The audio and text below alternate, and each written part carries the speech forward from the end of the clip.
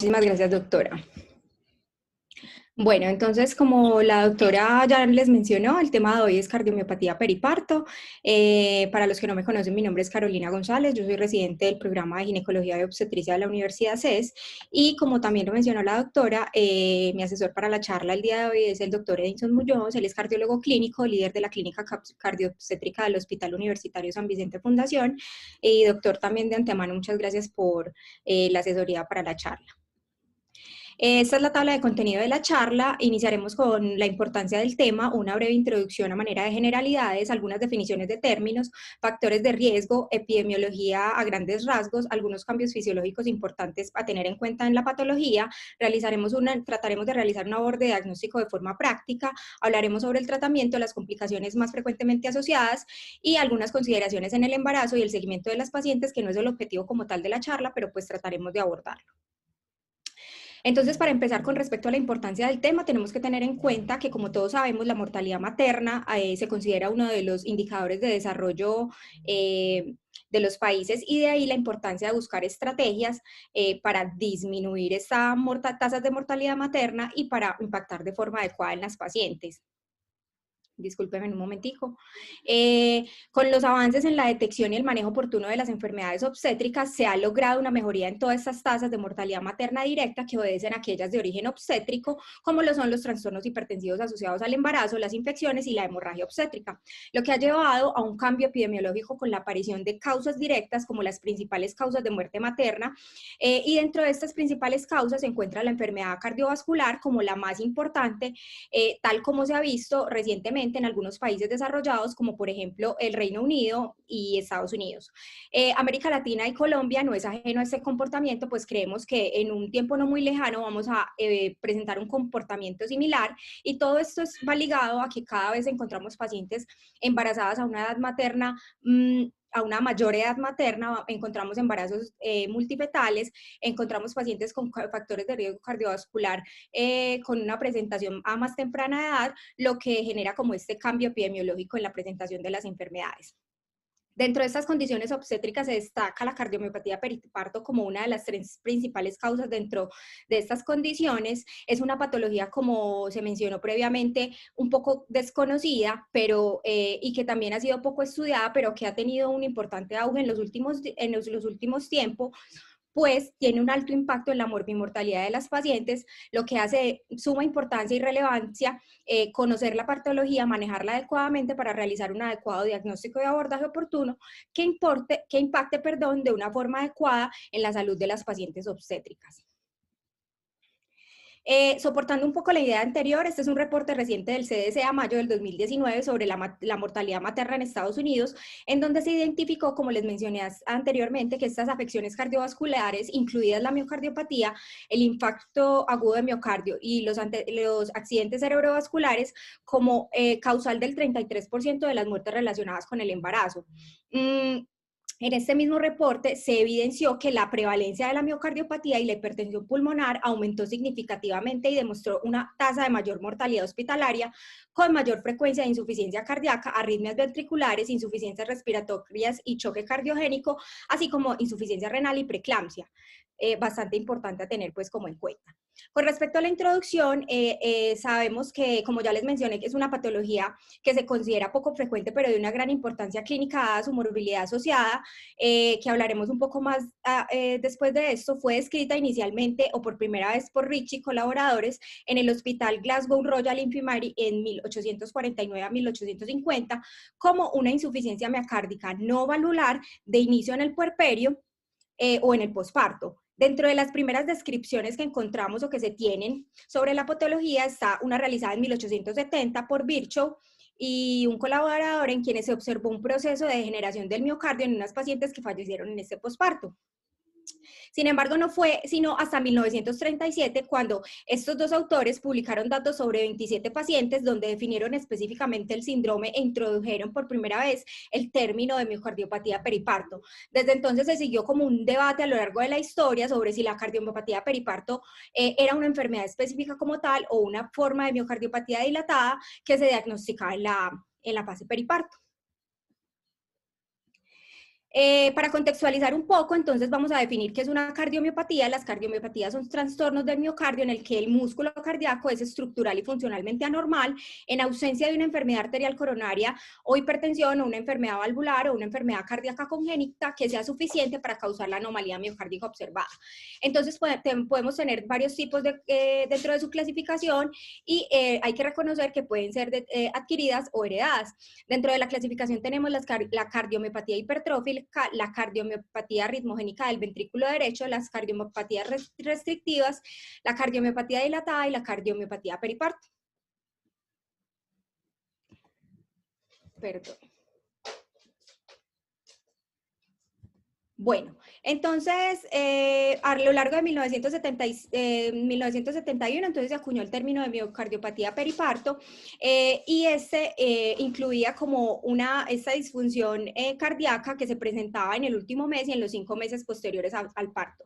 Esta definición ha tenido cambios a lo largo de la historia. Vemos, por ejemplo, hacia el 2000 que los institutos nacionales de salud ya la definían o incluían dentro de su definición la disfunción sistólica y que se tenía que tener en cuenta que no había ninguna otra causa identificable como etiología de la miocardiopatía. Hacia el 2010 más o menos, la Sociedad Europea de Cardiología modificó ese marco de tiempo con respecto a la definición y ya definió como tal el nivel de disfunción del ventrículo izquierdo. Actualmente, ¿qué tenemos? Que es una forma de miocardiopatía idiopática definida por una disfunción ventricular izquierda relacionada con el embarazo, de diagnóstico al final o en meses posteriores al parto de mujeres sin otra causa identificable. Es un diagnóstico de exclusión que debemos tenerlo pues como muy en cuenta. Y este es como la tabla de criterios diagnósticos que propone la Sociedad Europea de Cardiología con respecto a la miocardiopatía periparto, que incluye la disfunción del ventrículo izquierdo menor del 45%, que ocurra al final del embarazo, los meses posteriores a tener en cuenta que principalmente se presenta en los meses posteriores al parto y que no tenga ninguna otra causa identificable. Hablando ya un poco sobre epidemiología, tenemos que la incidencia de la enfermedad es variable y puede tener un subregistro amplio, lo que no permite conocer con exactitud las cifras pues, epidemiológicas o los datos estadísticos sobre esta enfermedad. Sin embargo, dentro de lo que encontramos en la revisión de la bibliografía, se considera que la incidencia mundial varía entre 1 en 1000 a 4000 embarazos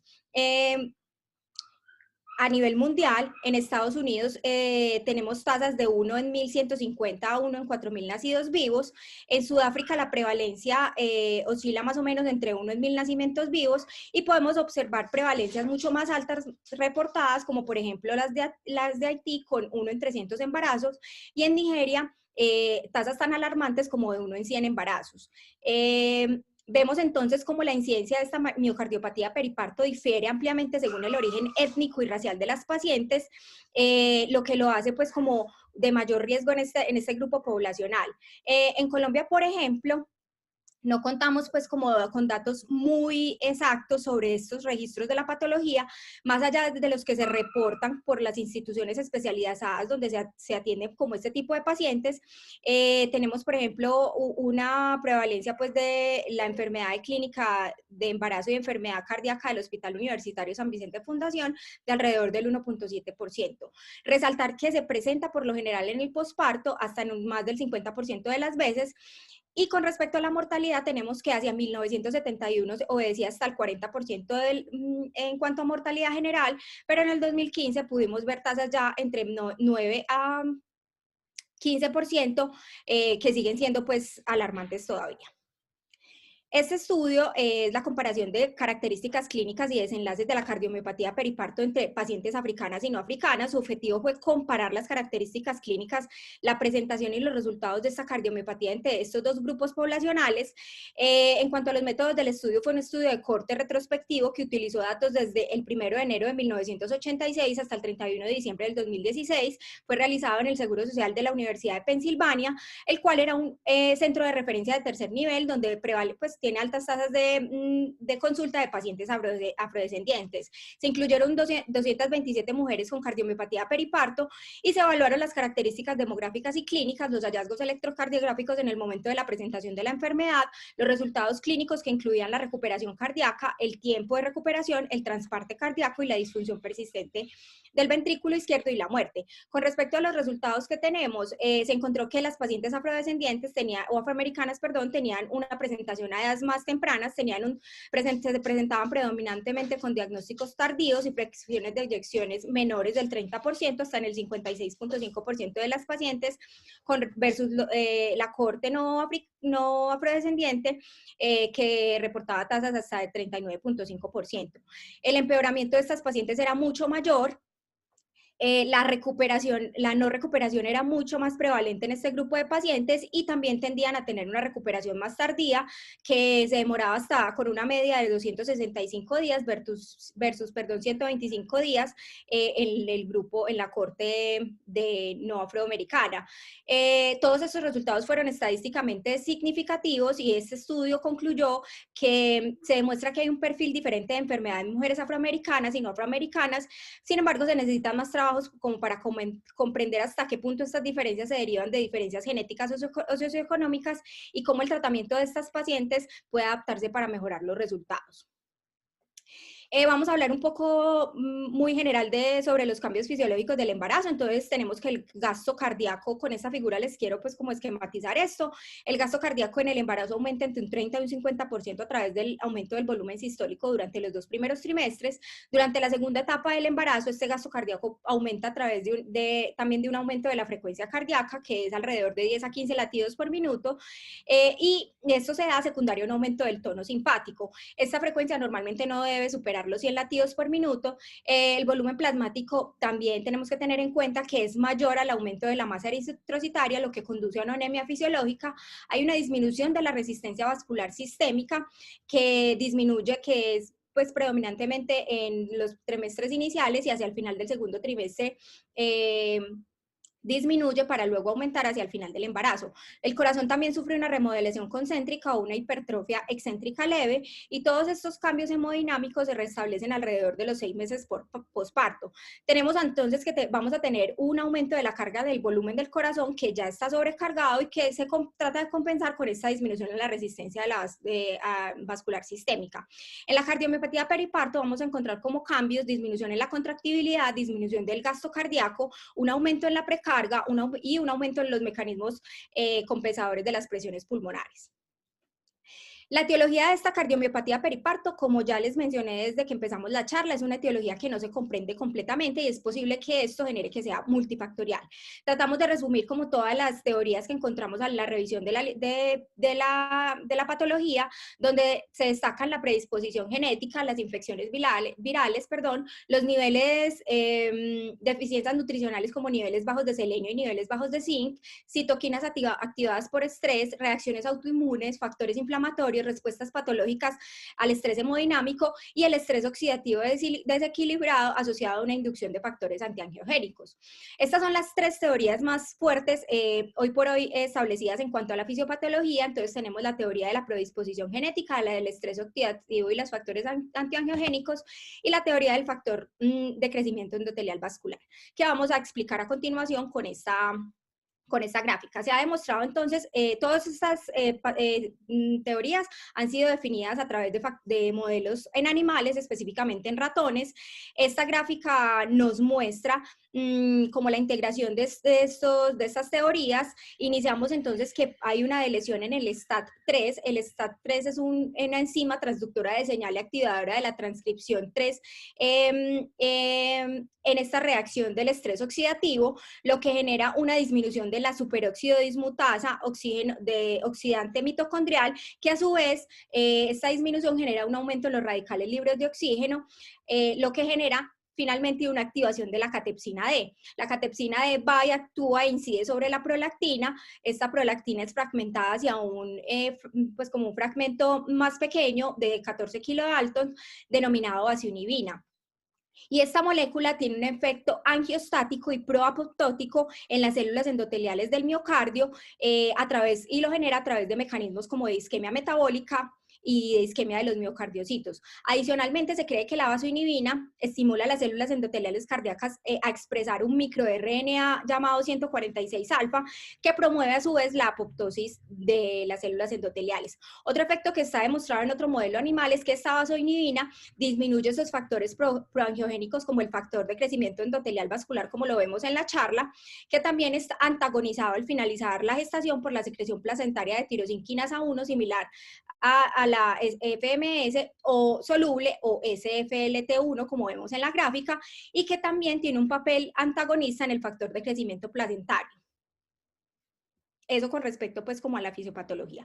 Con respecto a los factores de riesgo, entonces tenemos que dentro de los que más se mencionan está el origen étnico, que puede aumentar las tasas de presentación de la enfermedad entre 3 a 4 veces más. Los embarazos múltiples, la edad mayor de 30 años se considera un factor de riesgo independiente para el desarrollo de la enfermedad.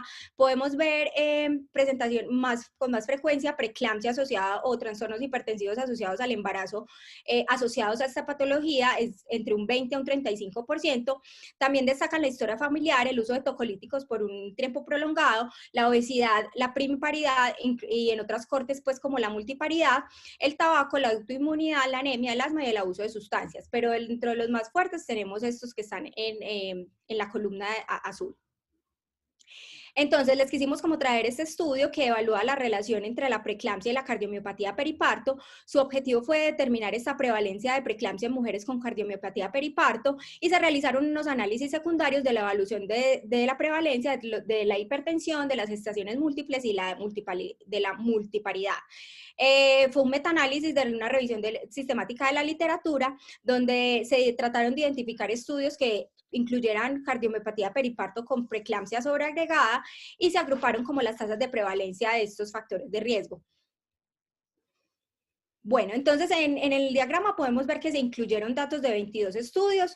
Les voy a mostrar los resultados que hacen referencia a que básicamente en esta prevalencia estimada de preeclampsia con cardiomiopatía periparto se ven tasas hasta del 22% con resultados estadísticamente significativos, que son aumentos hasta de 4 veces la prevalencia normal de los trastornos hipertensivos o de la preeclampsia en la población general. Sabemos que más o menos oscila entre alrededor del 5%, y en estas pacientes podemos ver que puede estar hasta el 22%. Son resultados estadísticamente significativos, sin embargo, vemos que el estudio tuvo como una heterogeneidad alta, por lo que se realizó un análisis por subgrupos de acuerdo a los países de realización de los estudios, donde vemos que se evidenció como el mismo fenómeno. ¿Cuál es la conclusión de este estudio? Que la prevalencia de preeclampsia y los trastornos hipertensivos y las gestaciones múltiples en mujeres con estas cardiomiopatías son notablemente más altas que en la población general. Este otro estudio que obedece a miocardiopatía periparto con preeclampsia coincidente fue un estudio de corte de factores de riesgo clínicos y resultados en mujeres aseguradas en Estados Unidos. Ellos construyeron una corte de pacientes de 2011 a 2014 utilizando una base de datos administrativa en Estados Unidos y evaluaron los factores de riesgo para el desarrollo de cardiomiopatía periparto en mujeres con preeclampsia. Se compararon entonces los eventos cardiovasculares mayores a los 6 meses entre estos dos grupos de pacientes, y dentro de los resultados se incluyeron 1.024.035 pacientes, de las cuales el 6.3%, perdón, tenían preeclampsia, y un total de 283 mujeres tenían preeclampsia con cardiomiopatía periparto asociada.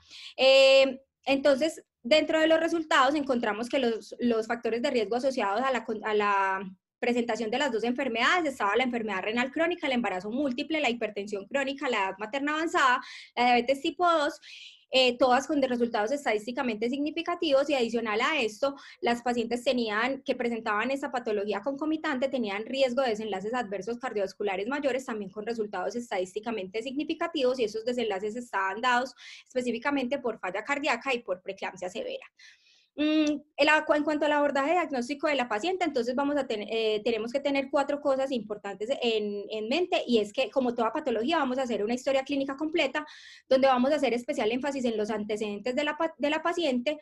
Pues tenemos que tratar de identificar si se trata de una paciente que tenía un antecedente de una cardiopatía, si es una paciente que pueda tener un antecedente familiar, o que esa cardiopatía sea inducida por algún otro factor. Hay que tener en cuenta que es difícil distinguir entre los signos y síntomas normales de la enfermedad versus síntomas de insuficiencia cardíaca, pues muchas veces vamos a ver que las pacientes embarazadas pueden presentar edema, disnea, fatiga, lo que hace que se retarde en algunas ocasiones hasta el 48% del diagnóstico de esta entidad, y esto impacte de forma negativa en mayores tasas de complicaciones asociadas a la enfermedad. No debemos subestimar los síntomas, si lo pensamos debemos tratar de descartarla, pues estas pacientes pueden tener tanto síntomas larvados como progresiones rápidas de la patología que desencadenen una insuficiencia cardíaca grave y puedan llevar a complicaciones mayores como arritmias ventriculares, paro cardíaco, trombos intracavitarios e incluso la muerte. Con respecto a la presentación clínica, entonces tenemos que son signos y signos clásicos, perdón, síntomas clásicos de falla cardíaca congestiva. Tenemos dentro de ellos la disnea, la ortopnea, la disnea paroxística nocturna, la tos, el edema, las palpitaciones, el dolor torácico opresivo, el dolor abdominal o disconfort abdominal, la fatiga y la intolerancia a la actividad, especificados pues como por la clase funcional. Dentro del examen físico podemos encontrar que pueden ser pacientes que se presenten hipotensas, normotensas o hipertensas, asociados pueden tener distensión venosa yugular, taquipnea, hipoxia, taquicardia, crépitos, un tercer ruido, un PMI desplazado, y podemos auscultar regurgitación o murmullo mitral o tricuspidio que nos indiquen pues como en la auscultación, y también edema marcado se puede presentar en estas pacientes. Con respecto al diagnóstico, entonces la Sociedad Europea de Cardiología nos propone este algoritmo diagnóstico donde es muy puntual en explicarnos que si sospechamos una cardiomiopatía periparto aguda, dada por síntomas durante el embarazo o meses después del parto, y que específicamente obedezcan a disnea, ortopnea y edema periféricos y los otros que ya les mencioné, debemos realizar unos péptidos natriuréticos, un electrocardiograma, una radiografía y un ecocardiograma para poder hacer como el enfoque inicial de estas pacientes. Los péptidos natriuréticos, podemos tener entonces 3 escenarios clínicos: péptidos natriuréticos elevados y una fracción de eyección demostrada por ecocardiografía menor del 45%, donde vamos a tener una cardiomiopatía periparto aguda probable. Sin embargo, como ya les mencioné, es un diagnóstico de exclusión y tenemos que ser muy enfáticos en tratar de descartar otras causas preexistentes asociadas a esta patología o que puedan obedecer a otra patología. Podemos tener otros 2 escenarios que son péptidos aumentados y no encontrar alteraciones en la función sistólica del ventrículo izquierdo, o encontrar un escenario donde todos los 2 estén normales, lo que nos obliga a descartar otro tipo de enfermedades asociadas pues de tipo cardiopatías, o definitivamente enfermedades que no tengan como nada que ver con esto. Con respecto a los biomarcadores, entonces tenemos que tener en cuenta que los prototipos que tenemos son el péptido natriurético tipo E y el ProBNP N-terminal. Con respecto a sus propiedades diagnósticas, se debe tener en cuenta que los niveles de estos péptidos no están elevados en el embarazo, simplemente están ligeramente elevados. Las pacientes con cardiomiopatía periparto tienen concentraciones plasmáticas constantemente elevadas, y el papel más importante de estos péptidos es descartar como tal la insuficiencia cardíaca. Pues con ello se puede descartar con una alta probabilidad la patología si tenemos puntos de cortes por debajo de 100 picogramos mililitros de BNP o puntos menores de 300 picogramos por mililitro de ProBNP. Las troponinas pueden ser otro biomarcador que podemos usar, sin embargo, este es como más para hacer realmente diagnósticos diferenciales de otras patologías, y específicamente en cardiomiopatía periparto, en este momento está en estudio cumpliendo papeles sobre pronóstico de la enfermedad. Con respecto a las ayudas diagnósticas, entonces se debe realizar un electrocardiograma en todas las pacientes con sospecha de miocardiopatía periparto, porque es seguro, es económico y puede ayudarnos a distinguir de otras causas y otros síntomas o otras enfermedades en cuanto a los diagnósticos diferenciales. Como tal, no existe un patrón electrocardiográfico específico para la entidad, pero en la evaluación inicial podemos encontrar un electro normal o encontrar pacientes con algún grado de taquicardia o anormalidades inespecíficas del segmento ST o de la onda T. Es importante tener en cuenta que estas anormalidades, que también tenemos que tener en cuenta los cambios electrocardiográficos asociados al embarazo, en donde encontramos que la paciente tiene un eje desviado hacia la izquierda, hay unos acortamientos en el intervalo PR, y pueden haber inversiones de la onda T en las derivaciones de 3 y B2, y también podemos encontrar un DAS-Q en derivaciones como D3 y ABF. Entonces, descartando esto, si encontramos otros hallazgos inespecíficos en la repolarización, podemos decir que se obedece pues como a la cardiomiopatía periparto. Con respecto a la ecocardiografía, entonces tenemos que está indicada lo antes posible en todas las pacientes con sospecha de esta enfermedad. Para confirmar el diagnóstico lo hacemos con una disfunción del ventrículo izquierdo menor del 45%. También se usa para evaluar enfermedad cardíaca concomitante o preexistente y excluir complicaciones propias de la enfermedad. Otros hallazgos que podemos encontrar es hipertensión pulmonar, insuficiencia valvular mitral o tricuspidea, dilatación auricular y trombos intracavitarios. La radiografía de tórax nos puede mostrar, depende pues de pues del compromiso de la enfermedad, congestión, edema, cardiomegalia o derrame pleural. Y con respecto a la resonancia cardíaca, tenemos que tener en cuenta que realmente no se usa de rutina, nos permite mediciones precisas de la fracción de eyección y de las cámaras cardíacas, pero solo la vamos a usar en casos donde técnicamente sea limitada la realización de la ecocardio en las pacientes y específicamente, ojalá en el periodo posparto, pues sabemos que puede estar contraindicada en el embarazo. La biopsia no está indicada y solo se considera cuando podemos evaluar diagnósticos alternativos y no estamos completamente seguros. Con respecto al diagnóstico, tenemos que, bueno, esta tabla es como para mostrarles que en los papers de la Sociedad Europea de Cardiología podemos tener como un resumen en cuanto a signos, síntomas y las anormalidades que encontramos en los exámenes diagnósticos, pero no vamos a ahondar en ella por efectos del tiempo. Esta tabla es muy densa, pero se las quise mostrar para que sepan que existe. Es una tabla de diagnósticos diferenciales que me pareció muy interesante, donde nos ponen en la primera columna de la izquierda todas las enfermedades, como los diagnósticos diferenciales más usuales con relación a esta patología, nos dan unos tips sobre la historia, su inicio, cómo se pueden ver alterados los biomarcadores en cada una de estas enfermedades y qué cambios ecocardiográficos podemos encontrar para tratar de confirmar o descartar la patología. Se las dejo para que la revisen posteriormente. Con respecto entonces al manejo, tenemos que va a estar basado en un tratamiento con 4 pilares fundamentales, que sea realizado por un grupo multidisciplinario, ojalá un equipo cardioobstétrico, va a estar basado en el estado materno, el estado fetal y la gravedad de la falla cardíaca.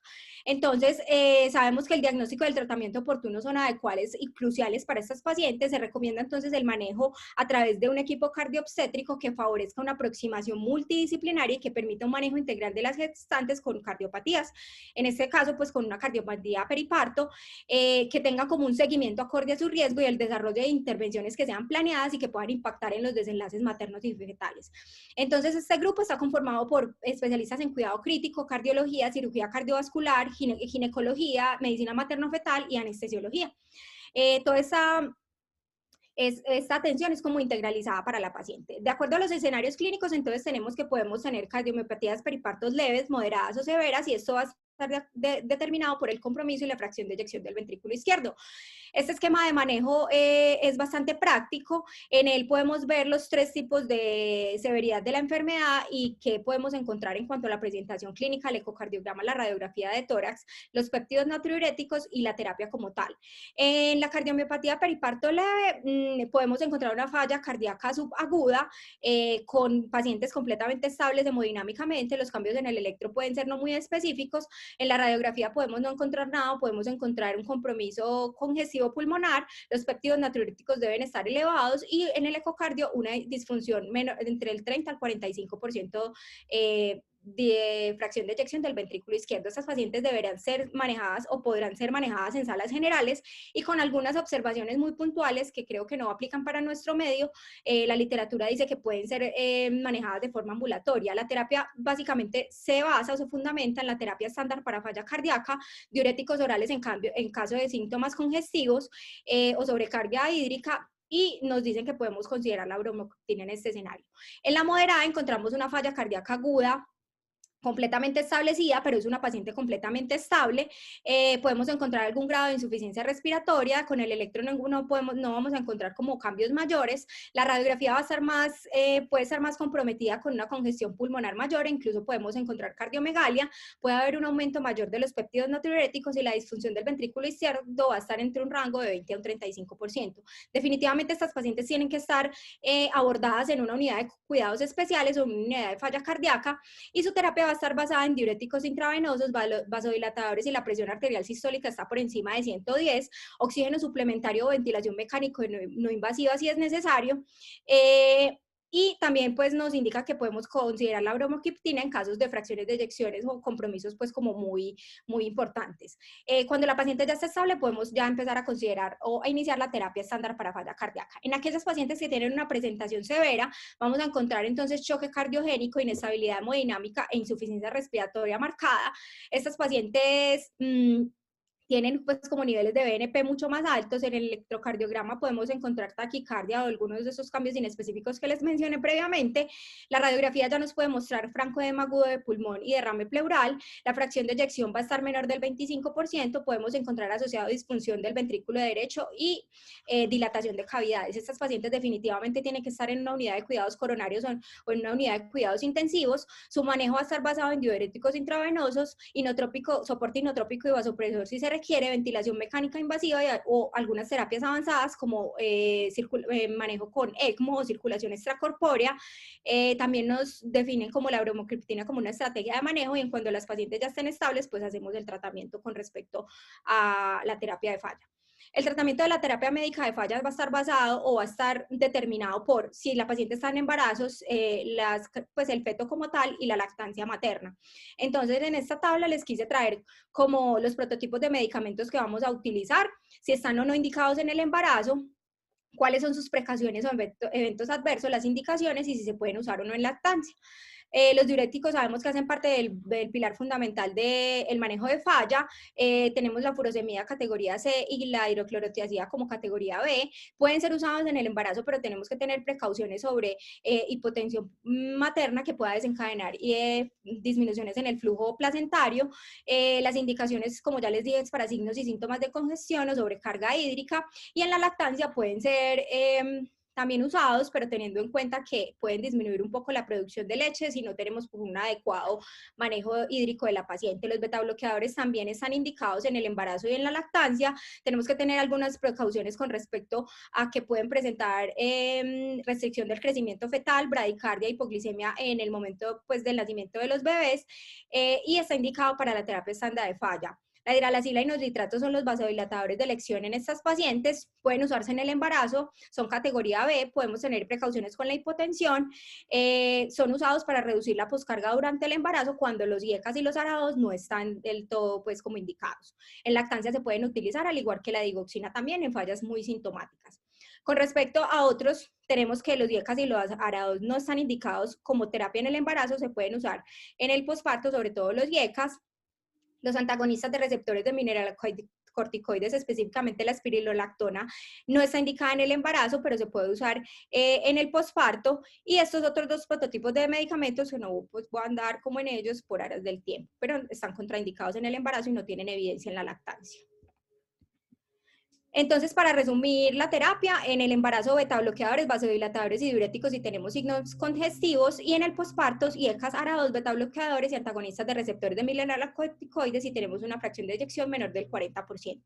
Con respecto a la tromboprofilaxis y la anticoagulación, tenemos que, debido a los informes de una mayor incidencia de trombos del ventrículo izquierdo y embolismos en general en estas pacientes por estados, porque sabemos que, pues como tal, la patología lo genera, y además el embarazo está asociado a un estado de hipercoagulabilidad tanto en el embarazo como en el posparto, la evidencia nos dice que estas pacientes deberían recibir tromboprofilaxis con anticoagulación o con dosis tromboprofilácticas, pues para evitar como estos desenlaces. La Sociedad Europea de Cardiología la indica por debajo del 35%, con una fracción de eyección por debajo del 35%, la AJAC por debajo del 30%, e incluso hay otras bibliografías que dicen que si tiene diagnóstico de cardiomiopatía periparto, se debería considerar al menos la tromboprofilaxis durante y hasta 6 a 8 semanas postparto, aunque con relación al tiempo no está como muy claramente establecido. La warfarina no se debe usar en el embarazo a menos que tengamos una paciente con una válvula cardíaca mecánica. Las heparinas de bajo peso molecular son indicadas en el embarazo, y en el posparto podemos utilizar cualquiera de los dos tipos de medicamentos. Los anticoagulantes directos están completamente contraindicados, y como ya les mencioné, lo de la terapia puede ser durante el embarazo si se diagnostica en este momento y hasta 6 a 8 semanas posparto, aunque la evidencia no es muy consistente. Este es el esquema BOARD de tratamiento. Es un esquema que recientemente se ha introducido para, pues, como el manejo de la cardiomiopatía periparto, y está sustentado en la investigación que implica que la prolactina hace parte de la patogénesis de la enfermedad. Este concepto, pues, y este esquema resume el tratamiento recomendado actualmente en mujeres después del parto, y dice que todos los pacientes deben ser tratados con bromocriptina. Se basa en bromocriptina, terapia oral de falla cardíaca estándar, anticoagulación, relajantes musculares y diuréticos en caso de sobrecarga hídrica, y nos da unas recomendaciones de acuerdo a si nos encontramos con una cardiomiopatía periparto leve, moderada, severa, pero vamos a ver posteriormente que puede ser controvertido. Este estudio de bromocriptina fue uno de los primeros estudios que evaluó la bromocriptina en el tratamiento de la cardiomiopatía periparto aguda severa. Fue un ensayo abierto de 20 mujeres africanas que se realizó en Sudáfrica. Se hicieron dos grupos, uno con terapia estándar más bromocriptina, pues terapia estándar de falla cardíaca, y otro con terapia, sin terapia con bromocriptina, y todos los dos grupos con anticoagulación. ¿Qué se evidenció? Que había una mejoría en la fracción de eyección del ventrículo izquierdo, y esta aumentó al inicio, pues como con respecto al final del tiempo de la evaluación de las pacientes, hubo una mejoría en esa fracción de eyección del ventrículo izquierdo, que aumentó desde 27% a un 58% en este grupo de bromocriptina, frente a una mejoría sin esta terapia del 36% en el otro grupo. Sin embargo, este ensayo fue criticado por su pequeño tamaño de muestra y por altas tasas de mortalidad y de disfunción ventricular izquierda que se presentaron en los grupos controles. Este otro estudio posterior, realizado en el 2013, titulado Fenotipado y resultado del manejo contemporáneo en una corte de pacientes alemana, fue un estudio realizado en Hannover, Alemania, con 115 pacientes con cardiomiopatía periparto, y pretendía evaluar dentro de sus desenlaces la mejoría de la fracción de eyección al menos del 10% y la mejoría en hija al menos de una clasificación en las pacientes. ¿Qué se vio en este estudio? Que el 72% de las mujeres mejoró con la terapia con bromocriptina. Sin embargo, aquí vemos los resultados del estudio. Sin embargo, pues tenemos que tener en cuenta que definir si la adición a la terapia estándar con bromocriptina sea benéfica con un estudio observacional, pues es como de pensarlo. Este otro estudio fue un ensayo multicéntrico aleatorizado, que tomaba pues como manejo de bromocriptina con tratamiento, pues el manejo con bromocriptina en el tratamiento de la cardiomiopatía periparto. También fue un estudio realizado en Alemania. Lo que pretendía, tenía dos brazos, uno de bromocriptina por 8 semanas y uno de bromocriptina por una semana. El desenlace primario fue el cambio en la fracción de eyección a los 6 meses, evaluado por resonancia magnética, y los desenlaces secundarios: hospitalización por falla, necesidad de trasplante, mortalidad y algunos desenlaces compuestos. Con respecto a los resultados, entonces se las voy a pasar rápidamente, pero básicamente lo que dice el estudio es que ninguna mujer murió o requirió terapias ventriculares asistidas por dispositivos, trasplantes.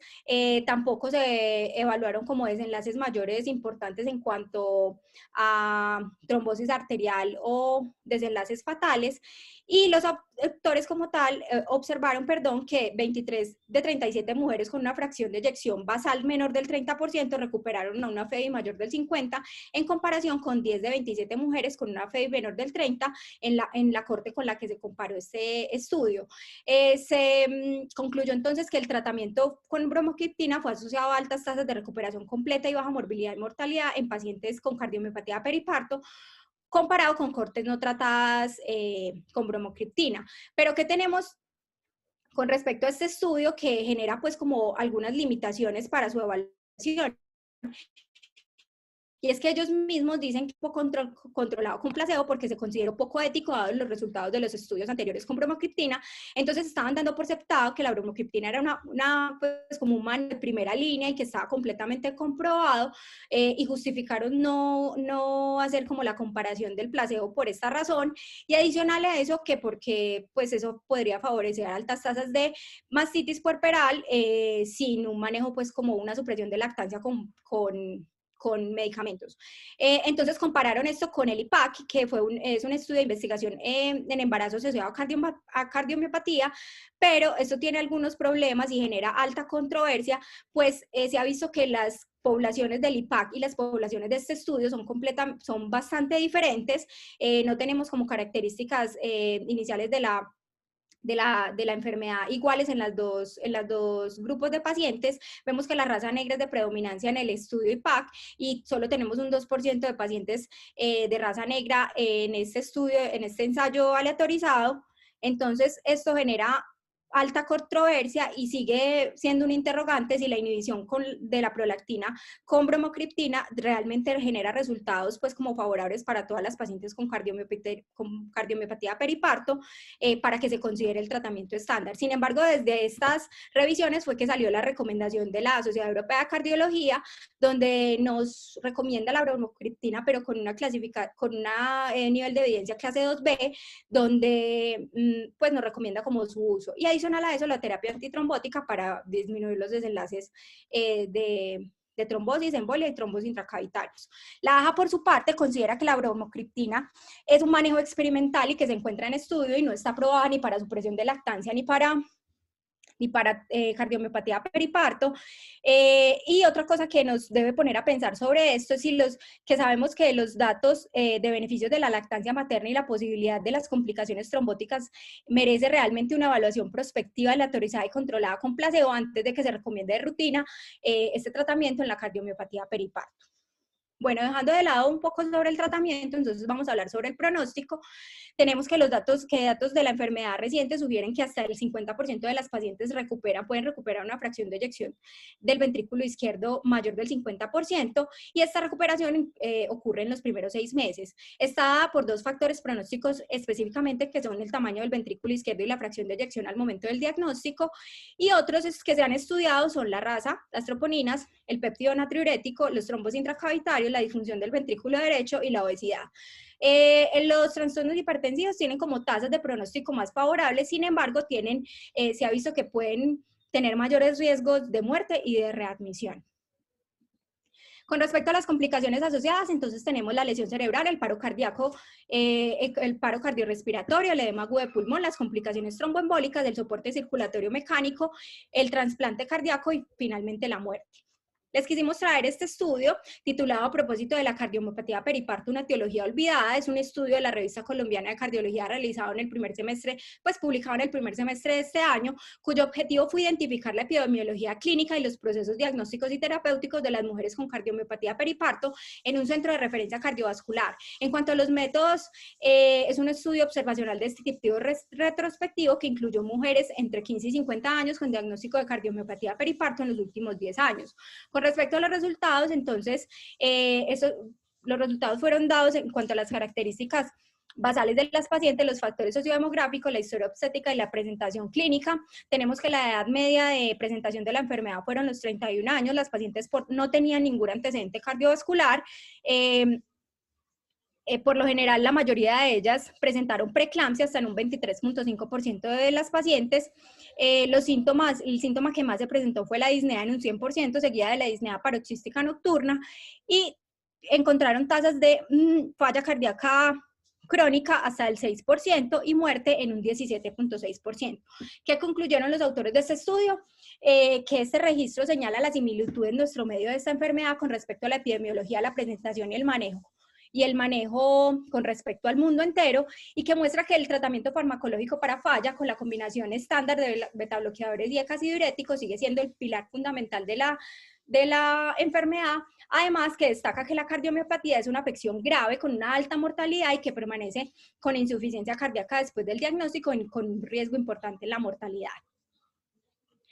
Ya finalizando, con respecto a algunas consideraciones específicas del embarazo, entonces tenemos que si identificamos una paciente con una falla cardíaca aguda durante el embarazo, debemos definir de acuerdo a la edad gestacional de esa paciente si amerita poner maduración pulmonar.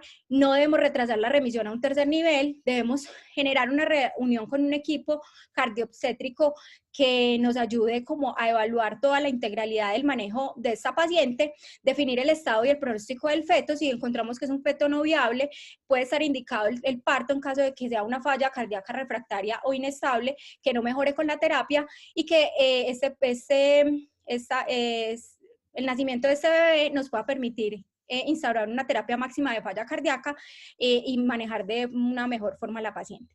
En cuanto a un feto viable, tenemos que tener en cuenta el deseo de los padres, explicar muy bien el estado del pronóstico materno-fetal, de acuerdo a tomar una decisión conjunta, definir si es una paciente que definitivamente necesita un parto expedito porque está inestable y no responde a la terapia de falla cardíaca, para poder instaurar esa terapia máxima, o si decidimos continuar el embarazo porque pues como la condición materna o fetal no lo permite, debemos tener un monitoreo materno-fetal continuo con una titulación adecuada de la terapia y considerar las terapias avanzadas en el momento que se requieran.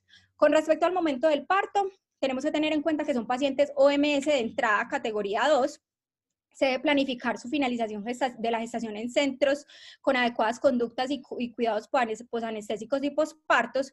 La indicación de la finalización de la gestación está dada por la severidad de la patología, la agudización de sus síntomas y la terapia requerida y las condiciones materno-fetales. Clínicamente, si se puede y es posible, la podemos llevar a 37 semanas si es una paciente que está con un adecuado control. Con respecto al parto vaginal, sigue siendo la vía de parto preferida, siempre y cuando tengamos una paciente estable hemodinámicamente y con control de su enfermedad, ya que disminuye los riesgos de descompensación, pérdida de sangre, riesgo de infecciones y riesgos tromboembólicos. La anestesia epidural es el manejo analgésico y anestésico adecuado, ya que disminuye como todos esos cambios hemodinámicos que se pueden presentar durante el parto. Debemos tener una adecuada monitorización, pero esta no requiere ser más que básica, hacer una descompresión aortocava de la paciente y en el momento del expulsivo utilizar forceps para tratar de disminuir como este cambio hemodinámico que puede generar la valsalva. La cesárea solo está indicada por indicación obstétrica, valga la redundancia, o en aquellos casos que tengamos una falla cardíaca refractaria al tratamiento o inestabilidad hemodinámica. La analgesia epidural es la de elección y la monitorización debe ser de acuerdo al contexto clínico de la paciente definida por anestesiología. La lactancia materna sabemos que tiene múltiples beneficios, es recomendada por múltiples sociedades científicas. Suprimirla en nuestros países es un acto que debemos pensar muy bien. El IPAC, que es una corte de un estudio de Estados Unidos, como de los más grandes que hay sobre cardiomiopatía periparto, no sugirió que la lactancia materna genere riesgos porque aumente las tasas metabólicas de estas pacientes que están comprometidas con falla cardíaca. La mayoría de los medicamentos pueden ser usados durante las lactancias, por lo que no hay razones para desaconsejarla durante el manejo de la enfermedad, a no ser de que tengamos pues como algo muy emergente. Esta tablita la van a encontrar en la infografía, pero básicamente es como el asesoramiento de las pacientes que tienen un antecedente de una cardiomiopatía periparto y está dada por si estas pacientes recuperaron su fracción de eyección por encima del 50% o si no la recuperaron, cómo es esa conducta preconcepcional, cómo son los riesgos de estas pacientes que le debemos explicar muy bien, cuáles son los medicamentos que debemos descontinuar y cuáles debemos considerar, cómo vamos a planear ese parto y explicar como todo lo del trabajo de parto y los riesgos y beneficios a las pacientes. Esto era lo que les traía para hoy. Pueden escanear la infografía de la charla a través de este QR y pues ya estamos atentos a sus observaciones. Muchas gracias, doctora Carolina, por tu presentación. Demasiado detallada la información. Estuvo de una manera, a pesar de que fue larga, fue clara y concisa. Bueno, pues aprovechemos también el experto, al doctor Edison, que te está acompañando tan amablemente. Queremos escuchar sus comentarios y luego pues ya pasaremos a los profes y a los compañeros. Listo, doctora, gracias. Bueno, muy buenos días para todos nuevamente. Felicitar a Carolina por la excelente presentación. Es un tema muy extenso y obviamente muy complejo porque pues, es un tema netamente cardiovascular. Entonces, obviamente, el abordaje para el obstetra pues, es más complejo que para el cardiólogo en términos del material de estudio y quiero felicitarla porque pues, lo hizo muy bien. Quería presentarles el tratamiento con broncodilina. Yo pienso que en términos generales tenemos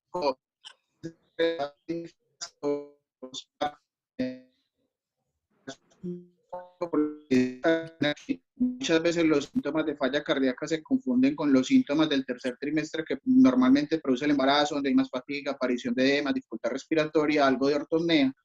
pero ya la paciente, y ese es el llamado de atención tal vez para los equipos obstétricos, la mayoría de las cardiomiopatías periparto se van a presentar es en el posparto.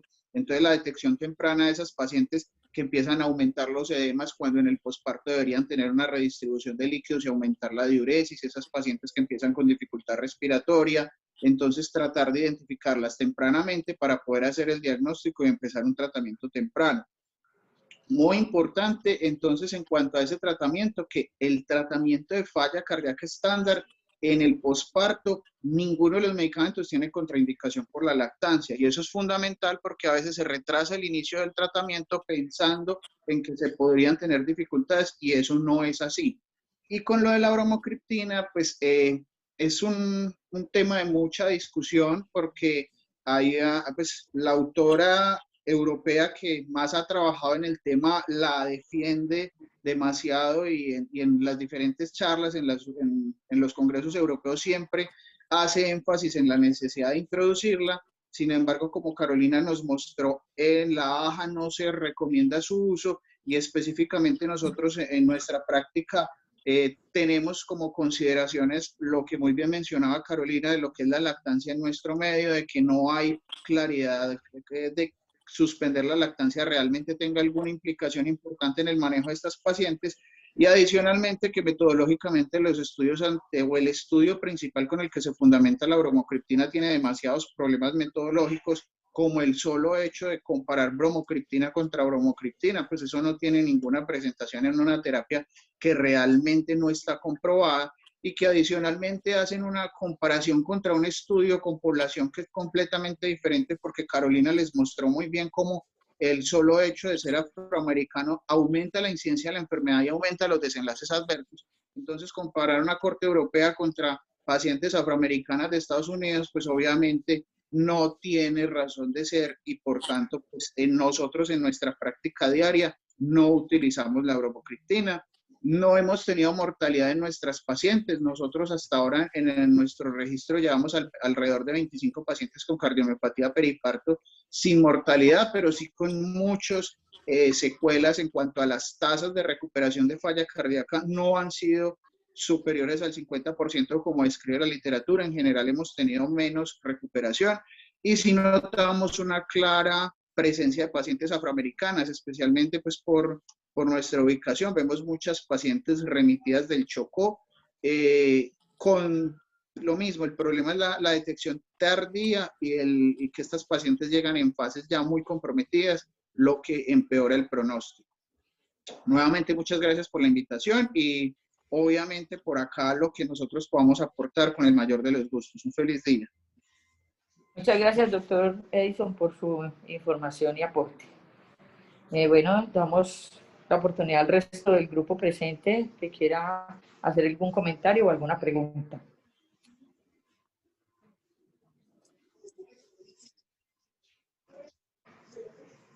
Adriana, ¿me das la palabra? Doctora Clara, tienes la palabra. Hola, miren, hay una cosa con estas pacientes y es, pues lo dijiste Carolina, pero yo creo que el énfasis hay que hacerlo mucho más profundo. Estas pacientes les hacen, a las 6 semanas les hacen una ecocardio, después a las 6 meses, después al año, para ver cómo recupera o no recupera la función miocárdica. Pero estas pacientes tienen que tener conciencia plena de que el riesgo de recurrir esto y de que se deteriore la función miocárdica en su siguiente embarazo es alto. Vienen de una población de etnia negra que muy frecuentemente no tienen asesoría postconcepcional y que nosotros tenemos que hacer ese esfuerzo grande de quedarnos con la paciente y explicarle, aunque todavía no sabemos qué va a pasar con esta paciente, debemos decirle que hasta que no tengamos claro cómo está su función miocárdica, no se debe embarazar y que si se va a embarazar, corre el riesgo de recurrencia. O sea, la asesoría no la vamos a dejar postconcepcional, esa es una asesoría preconcepcional y ojalá estas pacientes que vienen en seguimiento con el internista y con todo respeto del doctor, a los internistas se les olvida que las mujeres tienen que tienen una vida sexual y que esa vida sexual va a depender de muchas cosas. Y muy frecuentemente el tema de anticoncepción no lo tratan. Entonces, obviamente, nos llegan a nosotros en unos estados ya de embarazo, que las condiciones a seguir a veces son complejas. Entonces, la idea es, niños y niñas, cuando tengan una paciente que le estén evaluando en control o antes del control, háganle seguimiento, les va a llegar a ustedes, tengan muy presente la parte de la anticoncepción de estas pacientes. Muchas gracias, doctora Sí, Clara. doctora, muchas gracias. Eso lo dejé un poquito más claro en la infografía, doctora, solo que por aras del tiempo no pude como abordar de una forma adecuada como toda la parte del seguimiento post-evento a la Lo presentación que de los pasa es que semblantes. como tienes 15 estudiantes aquí rastreándote detrás y van a salir al rural, estas Claro, pacientes se ven y las ve uno muy frecuentemente en esas consultas y uno tiene entre los deberes de PIP, ahí está uno. Busque antecedentes, vea qué pasó, por qué tal cosa. Son pacientes que hay que buscarlas. Ellas no van a llegar al servicio de salud. Hay que buscarlas en PIP. sí, señora, tiene toda la razón. Y yo tenía también una pregunta relacionada como en el manejo integral de estas pacientes, porque eso crea ansiedad, angustia, preocupación y todo eso hace una descarga de todo ese, digamos, de ese simpático y altera como todo el gasto cardíaco, aumenta pues toda la parte de la resistencia vascular, eso puede implicar fisiológicamente también una alteración en el flujo uteroplacentario. ¿Cómo manejar esa parte como de esa angustia y ese estado de estrés y ansiedad en la paciente? Si de pronto alguno nos puede colaborar.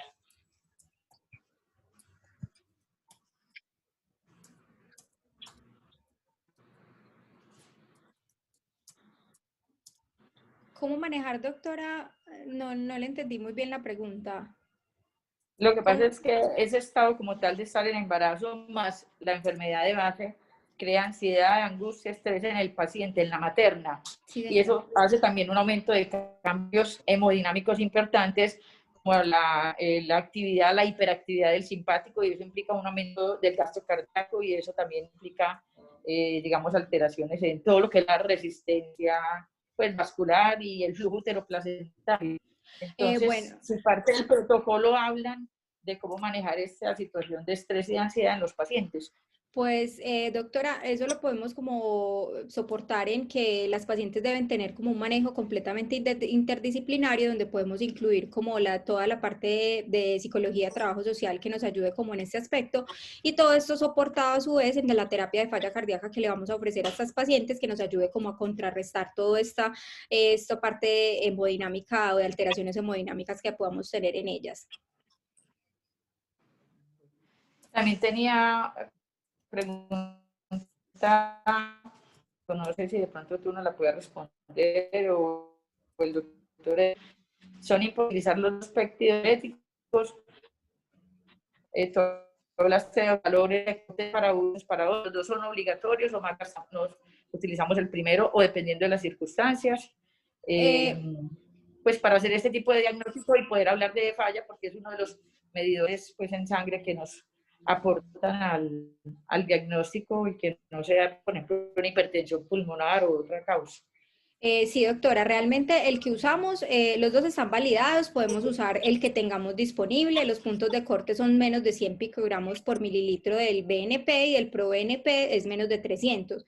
Y hay que recordar que su mayor valor está dado en el momento pues de descartar falla, o sea, si nos dan valores negativos, realmente es muy poco probable que tengamos una paciente en un contexto de una falla cardíaca, entonces deberíamos buscar como diagnósticos diferenciales. Perfecto. Y la otra pregunta que les tenía es si la resonancia tiene algún papel en la evaluación cardíaca o si la ecocardio es suficiente. Doctor Edinson, de pronto usted nos quiere como clarificar mejor ese concepto.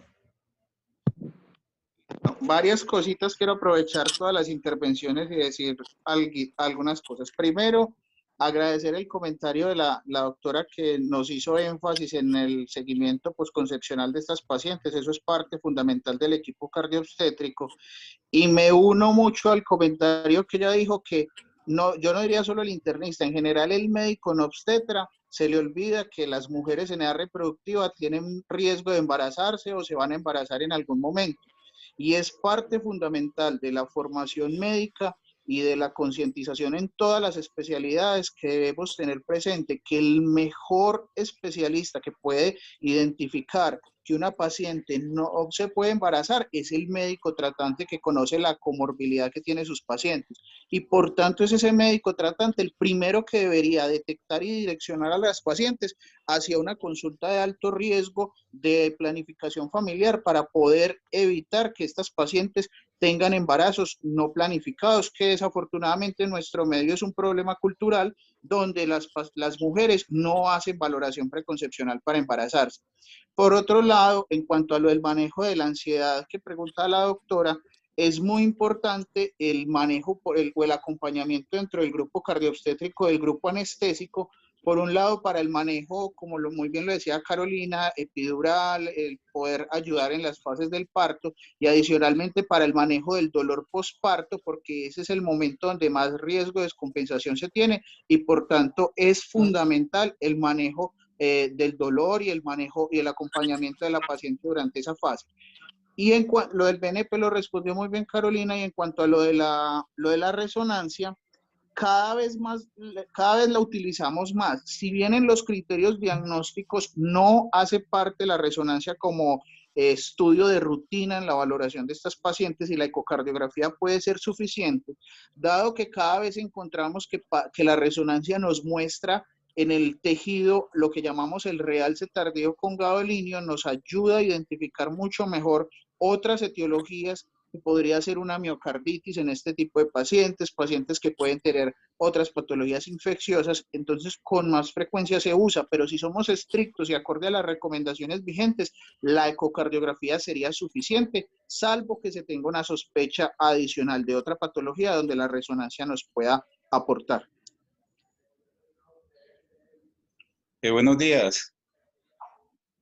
Buenos Muchas días. gracias, doctora Edson, por la respuesta. Bueno, doctor, tiene la Buenos días. palabra. Bueno, aquí estoy con mi grupo de estudiantes en la clínica Soma y tenemos una inquietud y es, el cuadro clínico es una paciente muy parecida a una falla cardíaca, ¿sí?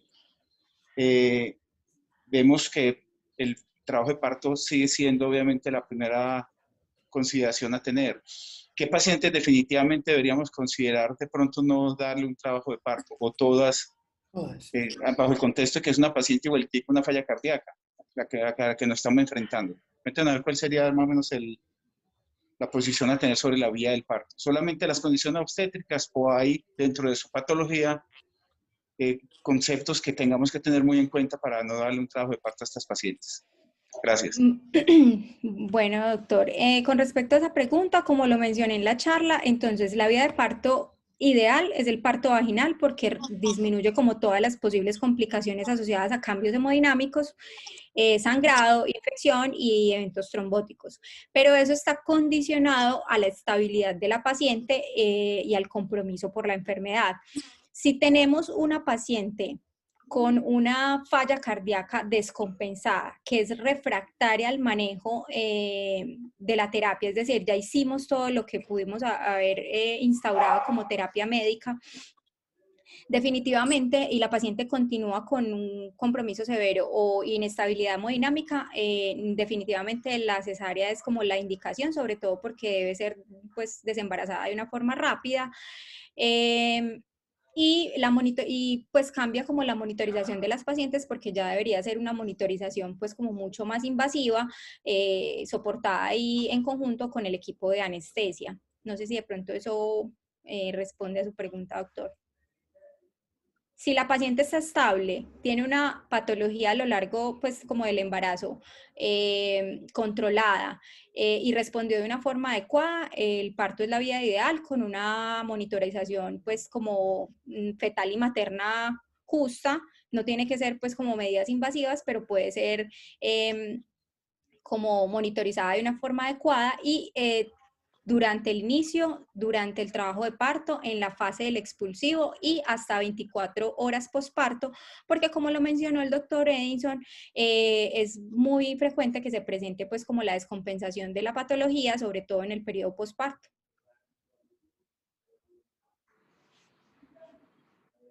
Muchas gracias, doctora Caro, por la respuesta. ¿Alguna otra pregunta o comentario del grupo? Bueno, doctora Caro, te felicito por tu excelente presentación. Al doctor Edison por sus aportes en su compañía y asesorarla, y a todos pues por sacar el rato y estar presentes en nuestra reunión de los viernes. Un feliz día para todos. Gracias, doctora. Muchas gracias. Muchas gracias. Un feliz día para todos.